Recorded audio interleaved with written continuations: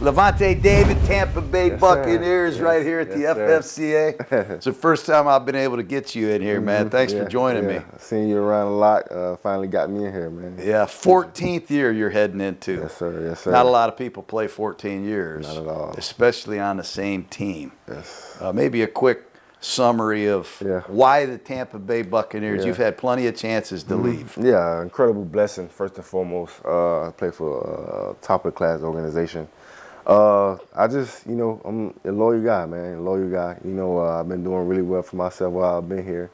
And the Bucs organization understand that, and they wanted me to be a part of the foundation that they built. I remember my first 8 years here wasn't so well, wasn't going so well, not a lot of winning going on. And that was a point where I did want to leave after that because we was making a coaching change. But guys called me, Jason Light called me, BA called me. I was like, man, we want you to be a foundation piece of this turnaround.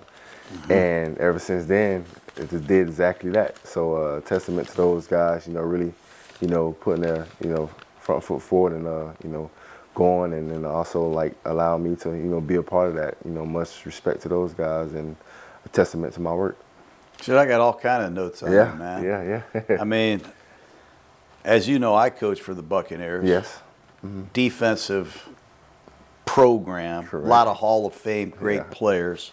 You're at Nebraska. I drafted Barrett Rude out of Nebraska in the second round. Yeah. You come out of Nebraska. I got you here playing with Will Compton, who used to work at Barstool now. But look at Compton. I mean, watch you get off the block. Yeah. Okay, you chase the back down, make the play. And here goes Compton, man. He's just sniffing for crumbs here. What's your recollection of playing with Will Compton at Nebraska? Will, man, great communicator, my guy. We used to talk a lot while we in there. Will used to help me out. We used to help each other out, make the defensive calls and stuff like that and play off each other, man. It was a great time playing with Will. My first year there, he got hurt, unfortunately, so I didn't have the chance to play with him right away.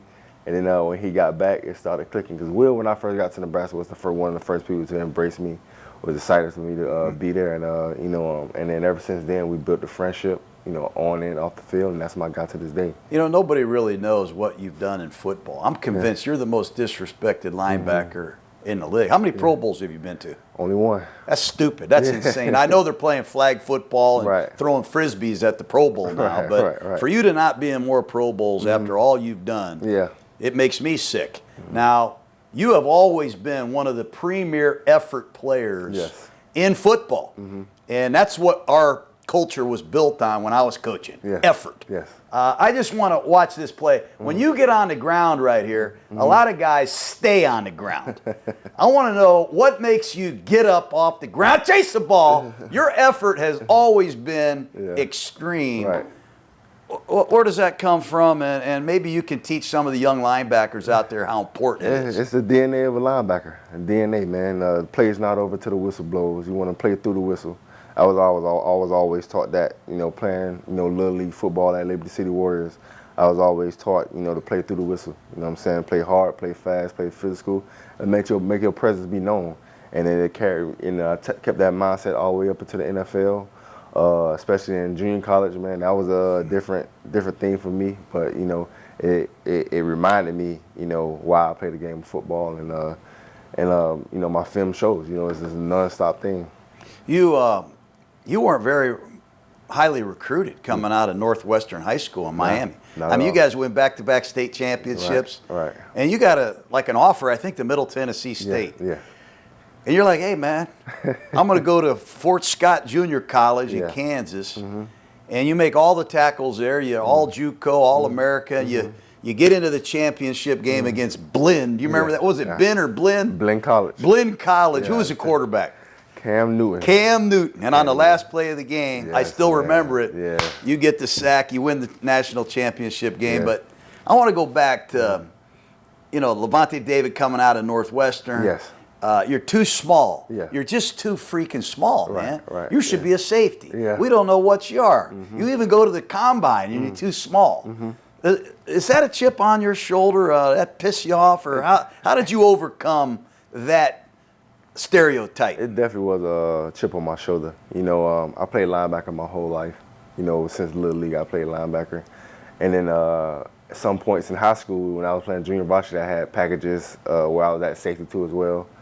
But I always knew I wanted to be a linebacker. You know, just growing up, you know, watching Zach Thomas, you know, watching Derek Brooks, watching Ray Lewis, you know, watching, you know, a lot of those guys across the neighborhood, you know, Jonathan Vilma, you know, DJ Williams, just watching, you know, all the linebackers and stuff like that growing up.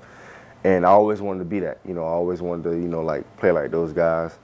And, you know, when I first got to junior college out of high school, I started out at safety. They wanted me to play safety, and then I remember making a big hit, you know, coming down, filling the lane, making a big hit, and they were like, oh, no, you're going to linebacker. And they moved me right back to linebacker. And then at Nebraska, they stuck me right in that linebacker, and ever since then, you know, it's been...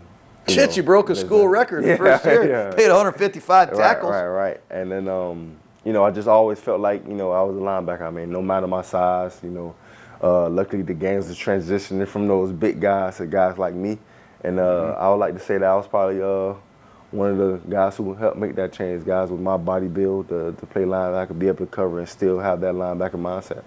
You're a great leader over here. I mean, I see it every day. I live here. I watch you on TV, and I watch you when you guys are struggling. When guys aren't running to the ball, let's say they're not playing with the same effort maybe that you are, or that you know we should be. What kind of leader is Lavonte David? Do you get after their ass, or are you lead by example? What's your leadership style? At first, I'm a lead by example guy. You know, I'm a lead by example. I'm gonna show you what coaches want to be done, and I go out there and do it. And then, you know, if it's one guy, you know, I'm a guy to go like put him to the side, talk to him one-on-one. You know, I'm not a rah-rah guy unless need be. You know, I put him to the side, talk to him like, man, you know, that's not the standard here. You know, and for a guy like you, you shouldn't be doing that too as well. No matter if it's a vet or an older guy, a vet or a younger guy. And then once it get, you know, a little carried away, a little out of hand, and you see it constantly, if I'm watching on film and I see it constantly, that's when I get everybody together and I, you know, got to do what I got to do. You know, because, you know, I seen bad football, you know what I'm saying? I seen guys not, you know, run to the ball, and I seen what the results in, and I don't want to go down that path, and I don't want them to go down that path. So, you know, I just try to you know, let them know, you know, how it is and how I want it to be done. You're 35 years old now, man. You got to be crazy to keep doing this. Why you keep doing this? I love it. You do? I love it. Do you relate to these young guys coming in like you used to? I mean, some of these guys, I meet them. You know, I sit in there. They're different. They're being trained different. They got NIL deals. They're making more money now in college than you made your first 3 years in the league. It's different. How do you deal with these 21, 20-year-old guys that are coming into one Buccaneer place? It's different, man. It's different. You got to learn how to build relationships with them a certain type of way. You know, a lot of guys, you know, back in my day when I first came out, you know, constructive criticism was a big thing, and people know how to take it.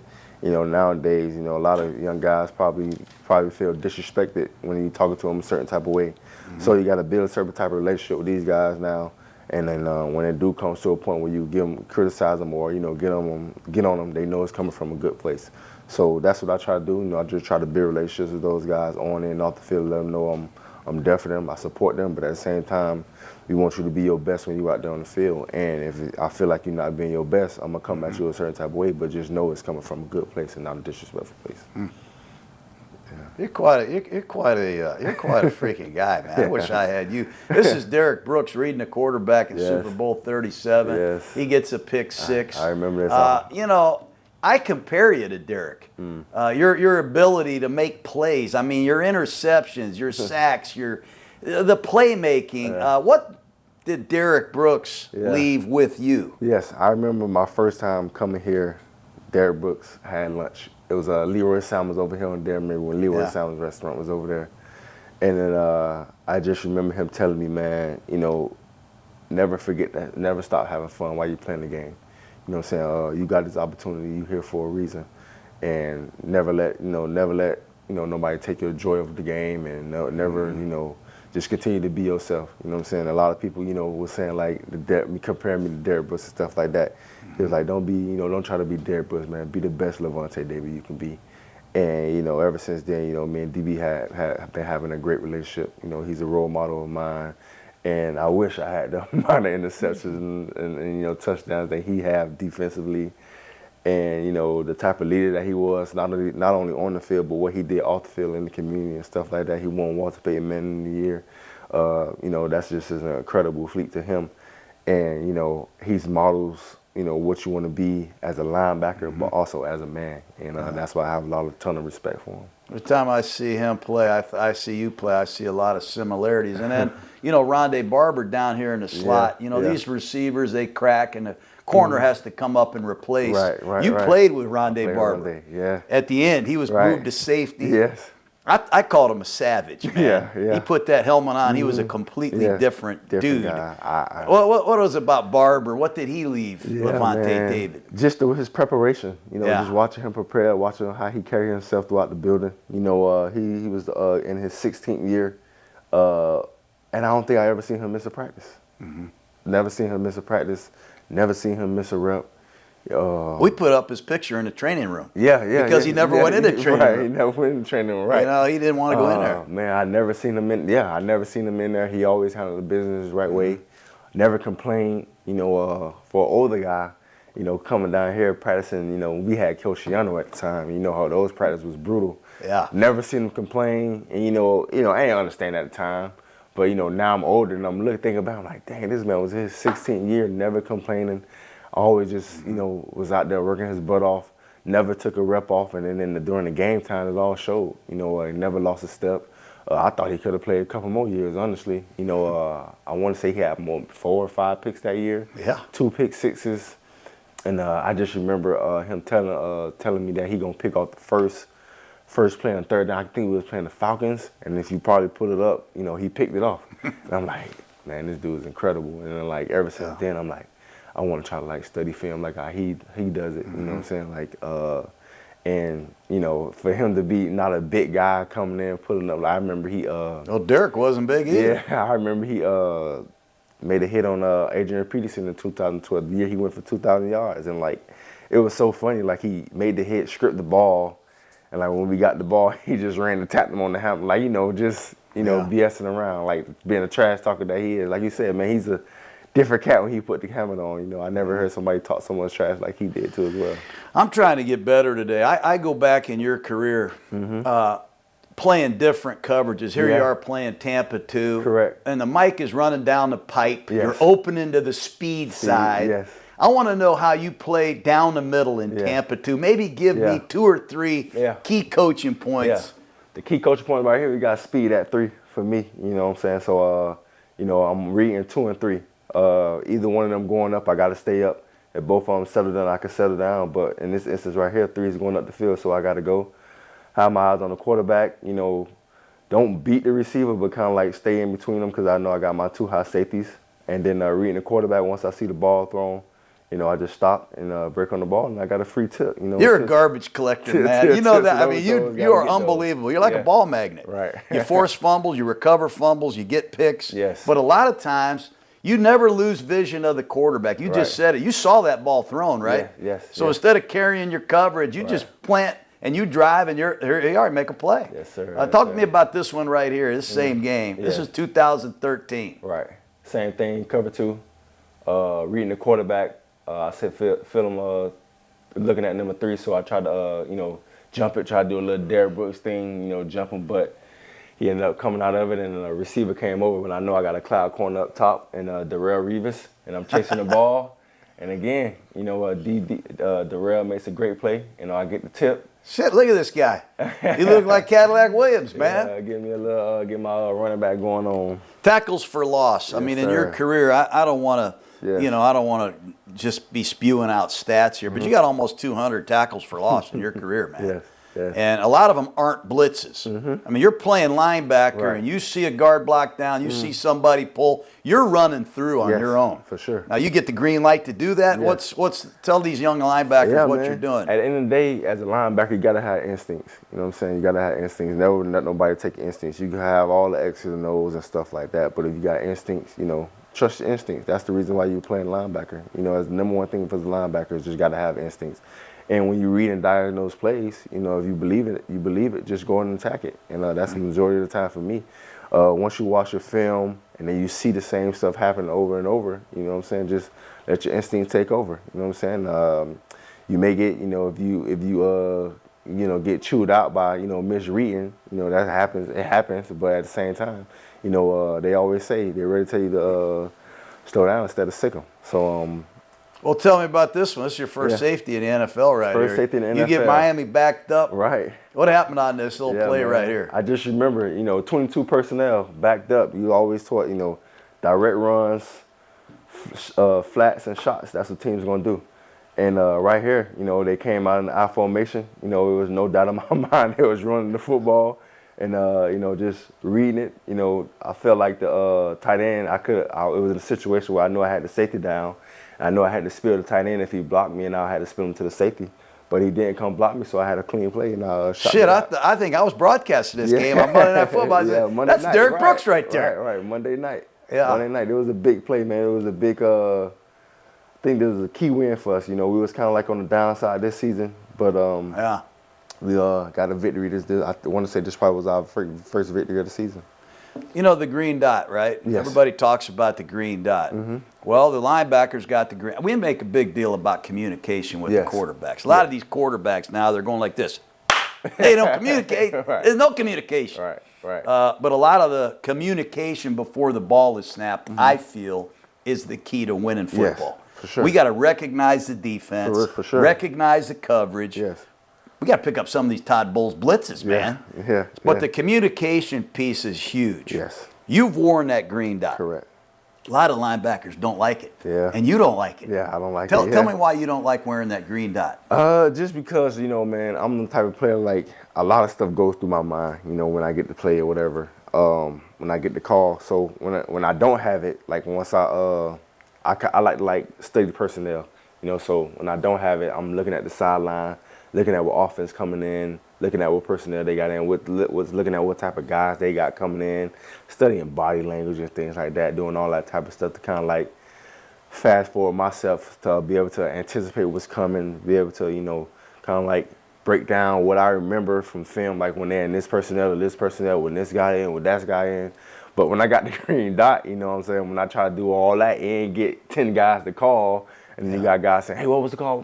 Some guys forget, like, hey, what's the call? What's the call? And then, slows you I got down. to get it. Yeah, it slows me down. So that's kind of why I really don't want to wear it. But at the same time, when I do have it, I take pride in it. You know what I'm saying? Like, if a defense do good, I take that, I put that on me. And if a defense do bad, I put it on me. So I kind of give myself a challenge, I would say. You've always been kind of a quiet assassin, but when you wear that green dot, right? You gotta be the quarterback out there. Gotta be the quarterback. Now, Coach Bowles, is he talking to you in the green dot? Coach Bowles is talking to me, and Coach Bowles, he's a smart guy, so he's giving you the defensive call and also telling you, like, hey, tell such and such to watch for this. Hey, tell such and such to watch for that. Hey, they okay. Right Yeah, I can give it to him. Right. I want to hear. I want you to imitate Todd Bowles. I'm you. Yeah. I'm wearing the green dot. Yes, I can hear you. What is he giving me? Here we go. He'd be like, here we go, Tay. All right, they out here in 12 personnel, so we're going to go under there, saw one. Under there, saw one. They got such as the third tight end. You might get a run play right here, but tell Dean to press on the outside, play press bell, something like that. So he's giving you all that type of stuff. Do you ever, like Rich Gannon would tell me, shut up, man. Do you ever wave him off like, hey, man? I just put a thumbs up, and he'll understand, like, okay, got it. When I watch you guys play defense in Tampa, it's not anything like what we did. You guys have 3 down fronts, loaded fronts. Yes. I see Vita Vea playing linebackers sometimes. Yeah. I mean, it's a lot of stuff. It is. And I know you had a bunch of injuries last year, which impacted a lot of the stuff you want to do. Right. But how much volume is there in this defense? It is. It's a lot, man. Very complex defense. A lot of different things that you have to learn. And then at the same time, you got to learn what everybody has to do too as well. Because that one day, Coach Bowles might come and be like, hey, we're doing the same defense, but I want you to be in this position right here, and I want you to do this right here, and I want just switch the guys up to give people a different look. It's more so like it's easy for us, but make it hard on the offense, So when he's throwing in a new defense, throwing in different blitz packages and stuff like that, you gotta even though you gotta know your job too as well. That someday he might say, okay, now Lavonte and let me see, Kalijah.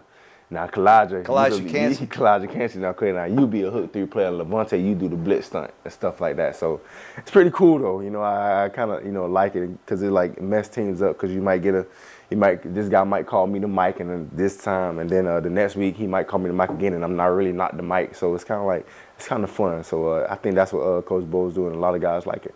Can you go up on the board and show me a drill? Yeah. Because you played now. This will be 14 years. Yeah, I mean, you've been playing linebacker since you were 5. Right. Can you show me one drill, maybe, or 2 drills that you would recommend that linebackers do every day? We called them EDDs, everyday drills. For sure. Will you teach me a drill? Yeah. Certain drill that I like, man, is I really love, you know, pursuit drills and stuff like that. But for me, you know, I like to play in space a lot.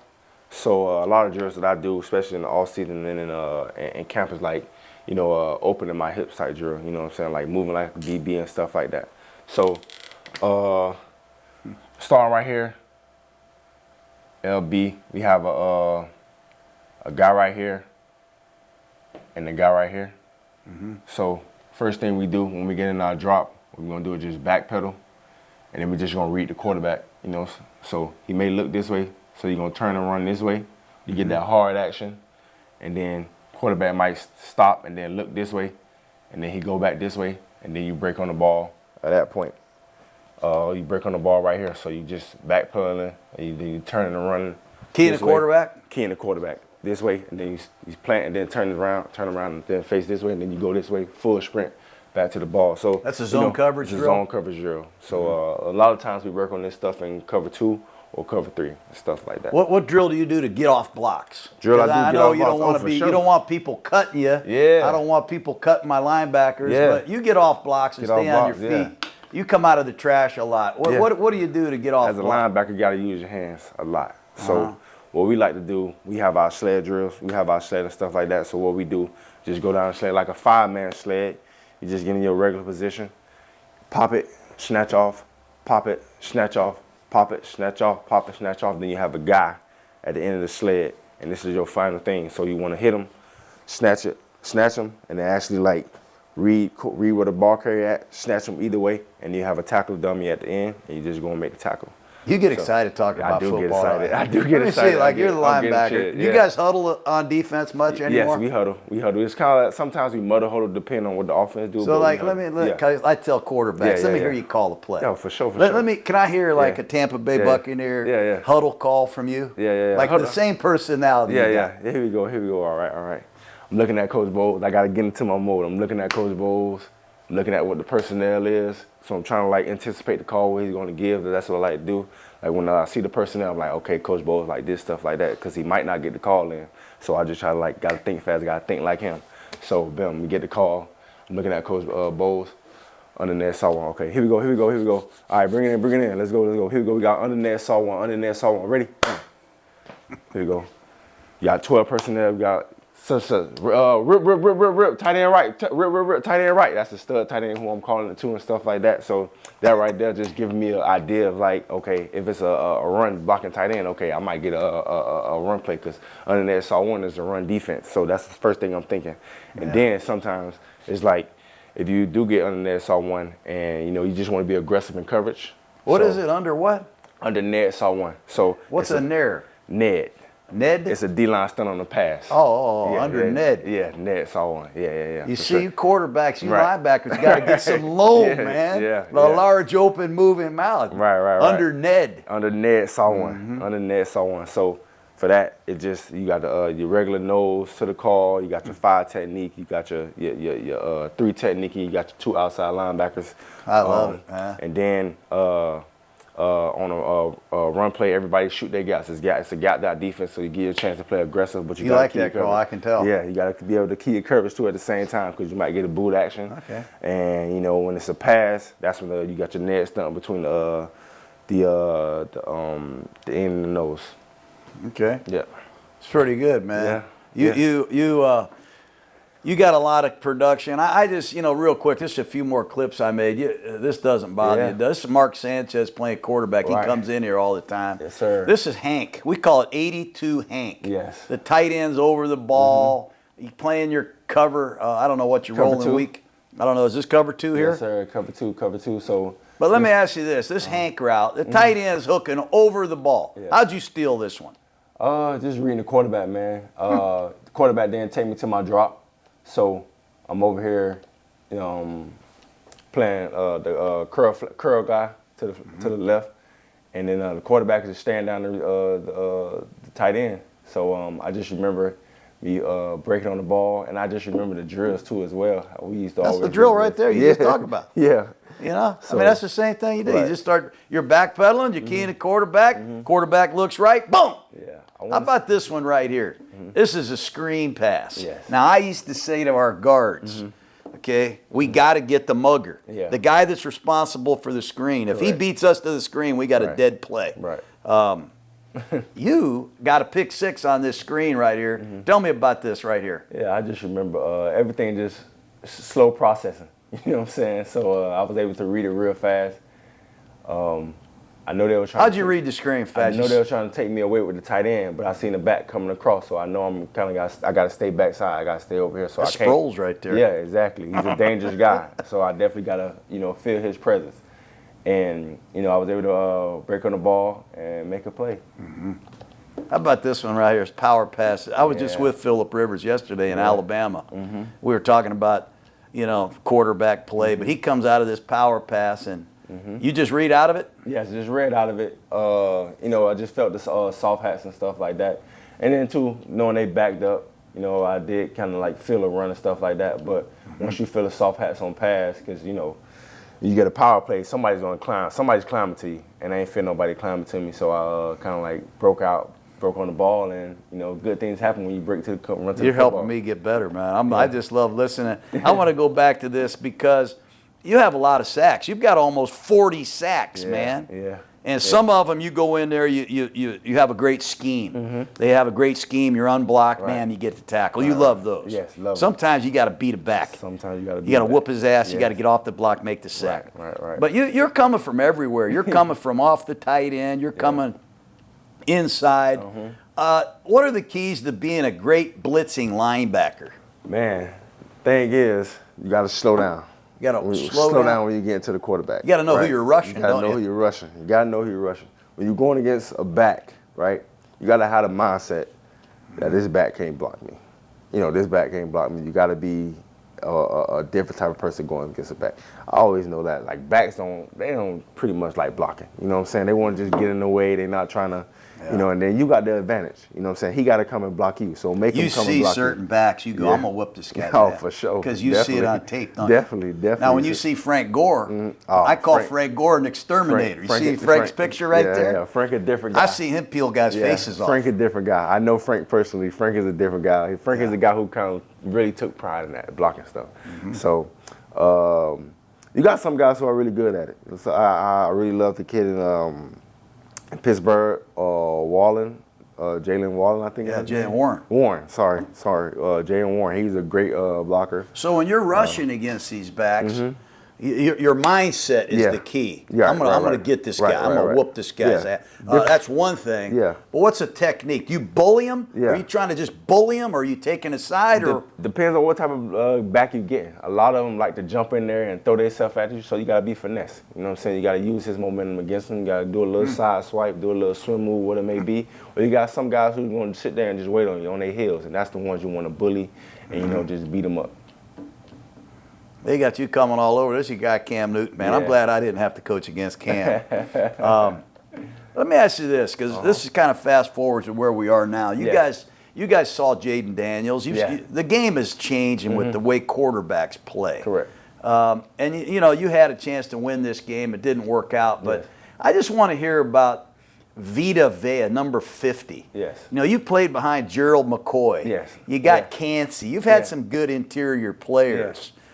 Who is this guy, number 50? I mean, this cat is, what's it like playing behind him? Number 50 is a different cat, man. The guy being, that big, that size, to be able to move the way he moved, the athleticism he got, the smartness he got as a defensive lineman, is really, really, incredible to see. It's just a testament to, the work that he puts in and, how he gets himself ready to take on a 17-game season, being that size. And usually you only see guys like that size playing first and second down. But no, he's in on third down, pass rushing and stuff like that. So, but see, Bowles, he covers the guards, yeah. he covers the center, and we can't get to this guy, number 54, man. You can't at all. But you know how you have these things called run fits, weak leads, power plays. We would spend hours with run fits. Yes. When I watch you guys play, I don't know if you have any run fits. Yeah, I was just about to say sometimes your run fits get cleared up because you got guys like Vita who, kind of like take on extra blockers and stuff like that. Like right here, I'm kind of hiding behind them. So it's like, hey, so they're going to try to, account for him at all times, and then it frees me up. you like playing behind him, yeah, sure, definitely. But my point with Jaden Daniels is you got Hurts in Philadelphia. Yes. You got this kid here now in Washington, and for Tampa Bay to get to the NFC Championship game and back to the Super Bowl. Yeah. You know this. Yeah. We got to deal with these. Got to deal with these guys. Athletic guys. What's it like playing against Daniels because he could keep that ball? Yeah, he can. And throw it or run it. Right. His growth from first game of the season to right here was incredible. You know what I'm saying? That his confidence is out the roof. He believes in himself. He's believing in his ability, and that's what you want as a quarterback. He has all the talent. He has the arm talent.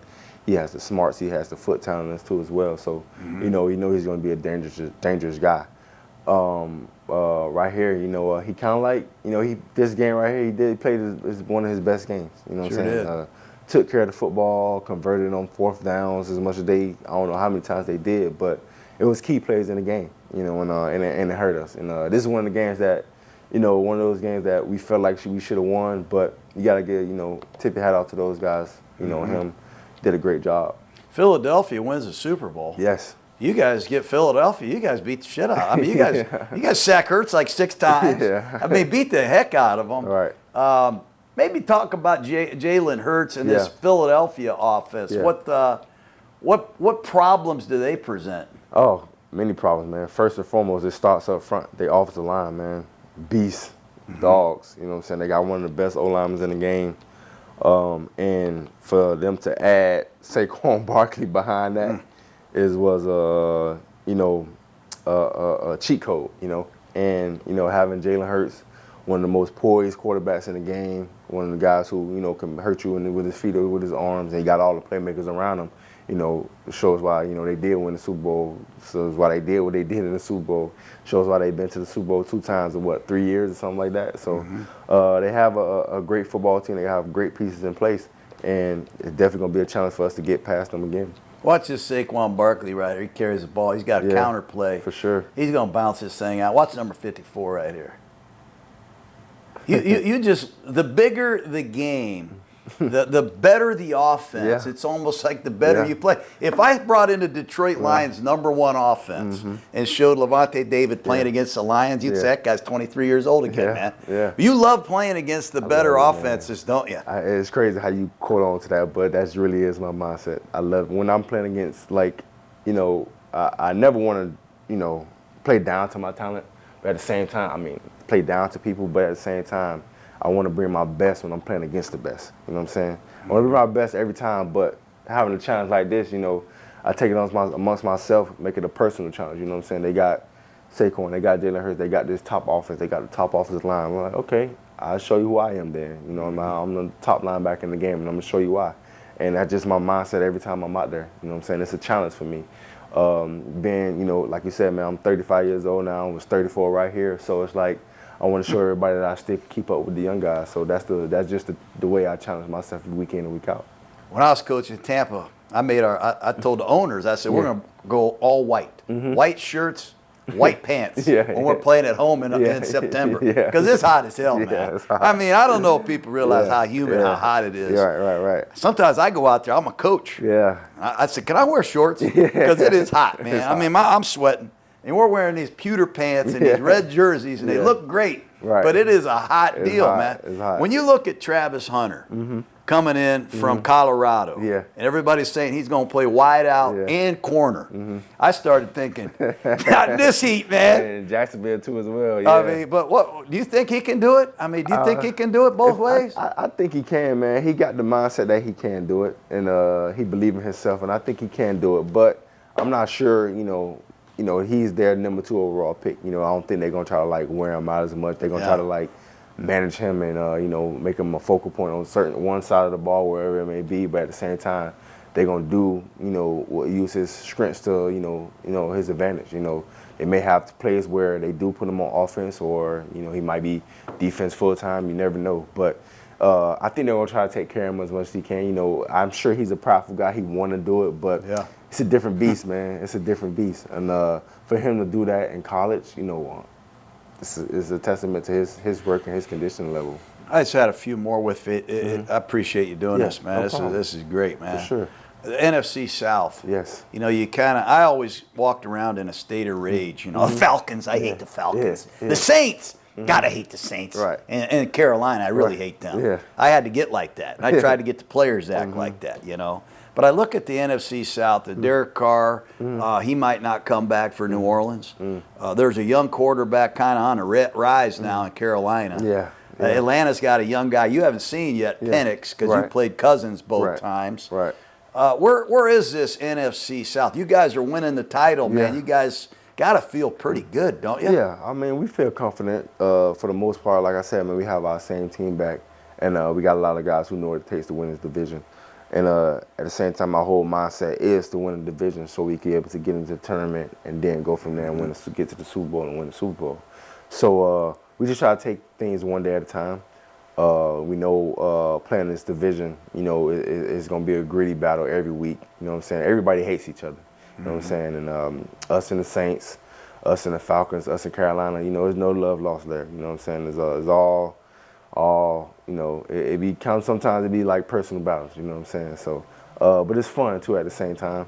But we do feel ourselves. We do feel like we can win it again. We do have the DNA to win it again, and we can't wait to see it happen. You know what I'm saying? It's gonna be a fun season for us. Like I said, man, I'm excited because we have a lot of our guys back, and then adding these new guys, with Reddick and things like that. Bringing in Anthony Walker in the linebacker room, and getting all our guys back on the offense. Majority of our whole offense is back. I want to say everybody's back. Let me ask you about your offense, man. Bucky Irvin. Right. How the hell do you tackle that guy? Yeah, man, he's one of those guys who. A sneaky runner, you know what I'm saying? He's got eyes behind his head, you know what I'm saying? So and he one of those guys who's very motivated, very self-motivated, want to be the best when he's out there. So got a ton of respect for Bucky, just see the way he works and see how he puts in his work throughout the week is incredible to see. I got to ask you about is my guy Mayfield. Yeah. You got Tom Brady, and Tom Brady, he's the best there is. He retires. We don't have a quarterback. Right. Who the hell's a quarterback? Mayfield, he's out there at Cleveland. He goes over here to Carolina, Rams. We get Mayfield down here. Now, he's my wife's favorite player, just so you know. He's a badass, man. Yeah, he is, man. I just think his style of play is perfect for an NFL team. Yes. Give me a couple lines on Mayfield. He has to succeed Tom Brady. You had to succeed Derek Brooks.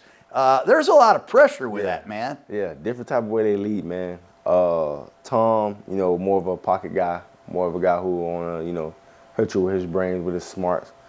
Then Bake come in, people put a lot of pressure on Bake after, having Tom, and people putting a lot of pressure on Bake, and then just seeing the way Bake came in the building, put his head down and work, just earned the respect of everybody. That's what we love about him. Outside looking in, didn't know him. Always, kind of thought that he was this prima donna, this guy who always feeling himself or whatever, but it's complete opposite. He's just a guy who loves the game of football, and it shows on the field. And I just remember, us just watching him, he starting to practice. He loves to compete in practice, we trash talking, we love to trash talk him. And I just get the juices going, get the flow going, and he's going to talk trash back. He's not going to try to tone you down. He's going to turn up right with you. You love it, man. You love it. I think it's just the competitiveness in him. And it shows on game day. When we need a play to be made, you see him running through guys and stuff like that. I remember it was a clip. It was a game. I don't know who he was playing. But the whole sideline got rowdied up, man. San Diego, LA Charger game. I mean, that guy fired me up. Right. I'm just sitting in my house. Everybody got fired up. Everybody jumping on the sideline. I almost ran on the field. You know, I remember Coach Bowles had to tell me to get back because I was just seeing him do that type of stuff just fires you up. And man, you know, just the way he carries himself, man, and how he just loved the game of football. He's great, isn't he? Yeah, he's a great person. Great person and a great competitor.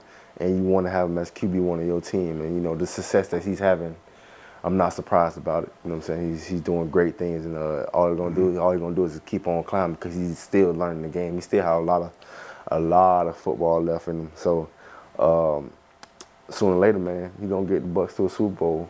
Maybe this year. Sure. I got to ask you too about Evans, Mike Evans. He's one of my favorites. That's my guy. I've always got 13 straight years. I coached Jerry Rice. Yeah. That's impossible to do what he's doing. He's had a different quarterback. You know, he's different offensive play callers.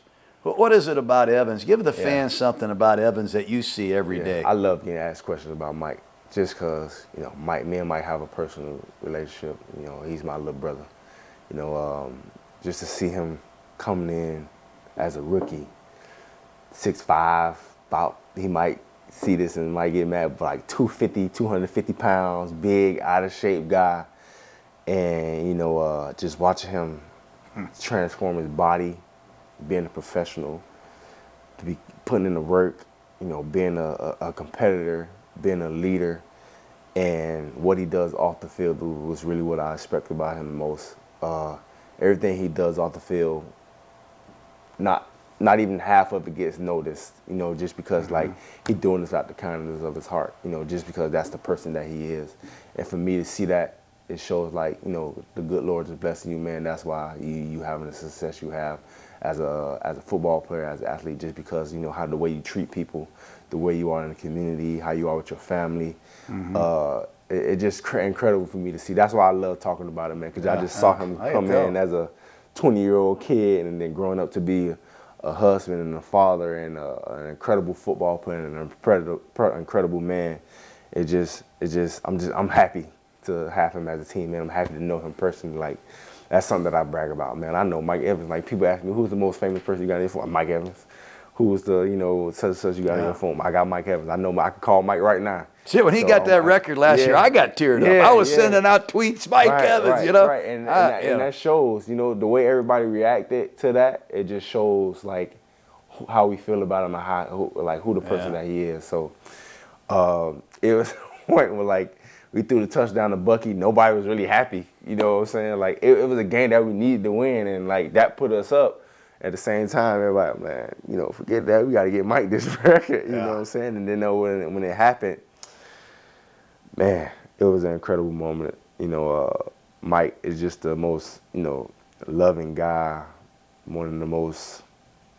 I still feel like he's underrated. I still feel like he's. You're underrated. Yeah. I think the Buccaneers are underrated. Yeah. I guarantee you that, you know, I'm a big fan because I spent 7 years over there. Yeah, right. You know, 7 years of my life. And I still am very much invested in that team. I would not want to play the Buccaneers. I think the offensive line is really underrated. I agree. I mean, I would take Tristan Wirfs over anybody in the league. I agree. And Gedeke, he's a hell of a player. And I love the center, the first round pick from a year ago. Yeah, Graham.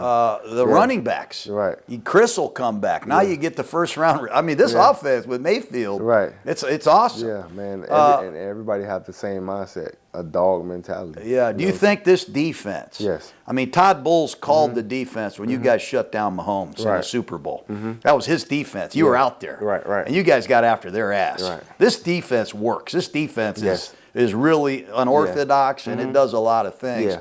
Can this defense come out of the chute and does it have enough depth? Yeah. Do you have enough, you think, to get back to the Super Bowl and win it? I believe so. I think so. Not believe so. I know so. We got to have you though, man. We got to go. Are you ready to go? I'm ready to go. I put the onus on myself. You know, me being the leader, me being the oldest guy on the defense, I put it on myself, and I know we got the tools to get ourselves over the hump. We got the guys are motivated, and then the guys gonna be ready.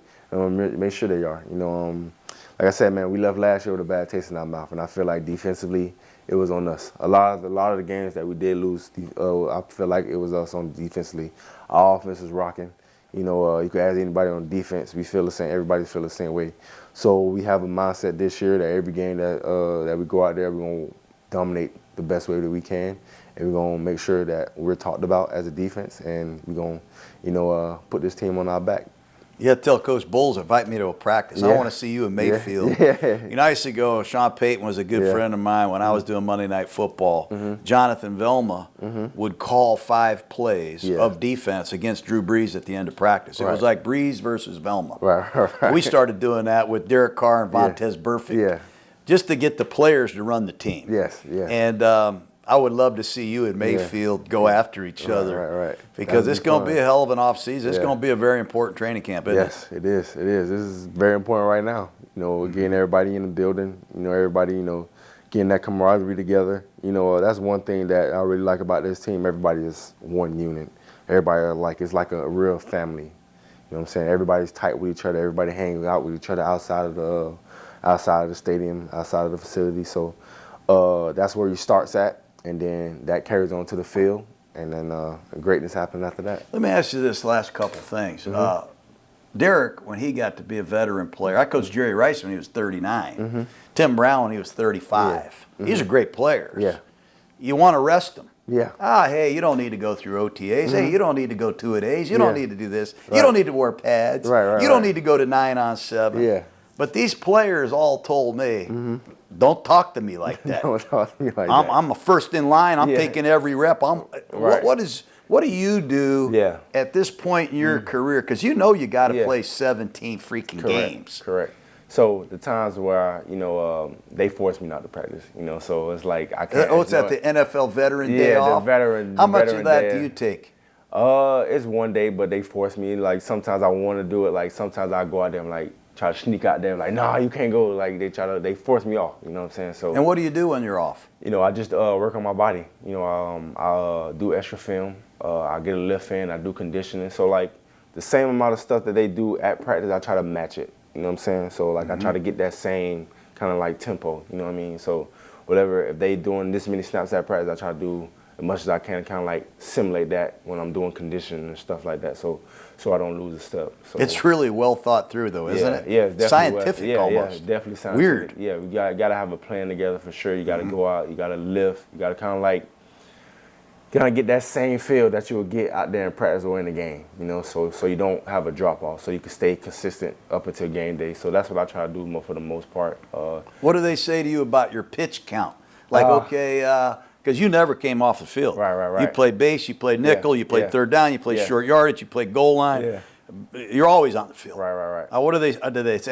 Nah, because I don't let them. You know what I'm saying? That's what I want. You know what I'm saying? I want to be the guy out there all the field. I want to, me being this older guy, I want to prove that, I can still go with the young boys, So that's why on the days that I don't practice, I may not practice, I try to, keep my conditioning up so I can go pull up a full 55, 60 play game and not take a play off.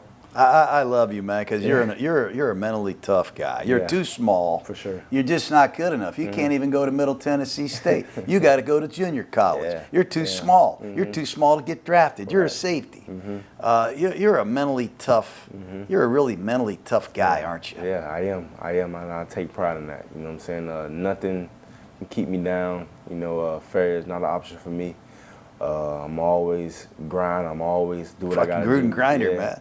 I'm always going to forever do what I got to do. I remember one day in training camp, Derek Brooks came to talk to us, and I remember there's one thing that always stick out to me was he said, you got to fall in love with the grind.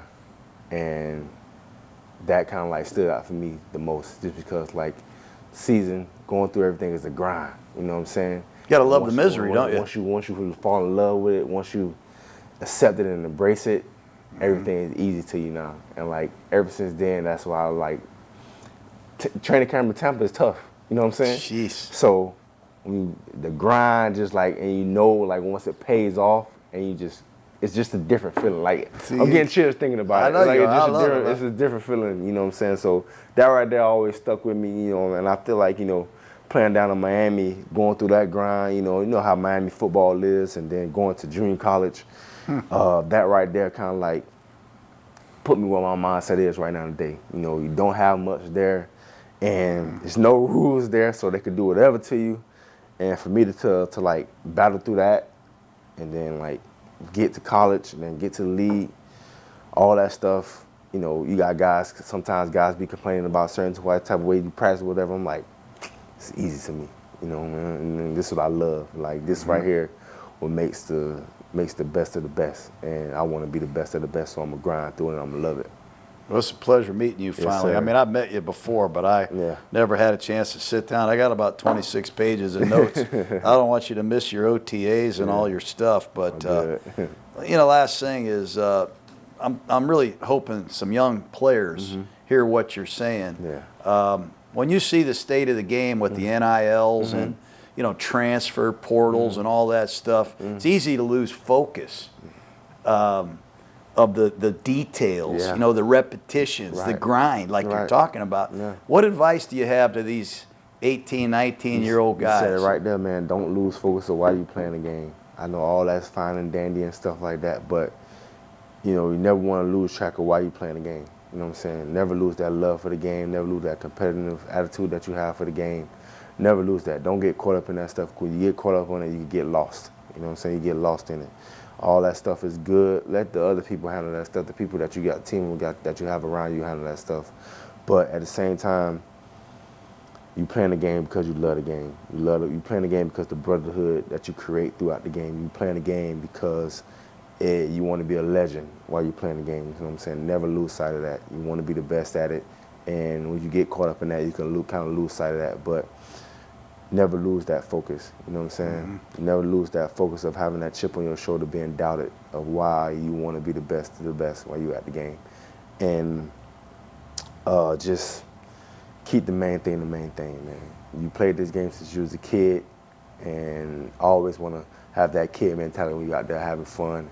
That's and awesome. What you do, you know what I'm saying? So never lose sight of that, and always have fun doing it. Never lose fun of it. Don't let nobody take the joy of the game from you, because this game, you know, opens a lot of doors for a lot of people, create a lot of you know, situations for people, and that's why I love it. That's why I respect it. So I would never disrespect the game. Always, you know, take care of myself. You know, never, you know, kind of like lose sight of, you know, just lose sight of why I'm playing the game of football. Because as soon as you do, you'll be taken away from you just like that. I can't wait to see what you do this year, man. Yes, sir. You're going to put those 5 letters on your back, D-A-V-I-D. Yes, sir. You better bring it, man. Always. You got any questions for the old coach here? I know you like these defensive head coaches, but anything you want to fire at me? Well, I feel like I'm the first defensive guy on here, because I have watched your shows, and I know there's a lot of offensive guys, a lot of quarterbacks, so I do really appreciate you having me on, and, you know, talk defense, we're just getting started here. We had Vontaze Burfict come down a few weeks ago. Okay. We've had some defensive guys in here. Yeah, for sure. Rondé Barber was in here. We talked to him. We're going to get a bunch of other guys coming through. But you're one of my favorite players, have been a long time. And I just want you to raise the standard, even though it's way up here. I want this shit turned up, man. Sir. I want you guys to come out and fucking let's freaking go, man. You're going to do it for sure. Love you, man. Yes, sir. That was awesome. Appreciate you. Yep.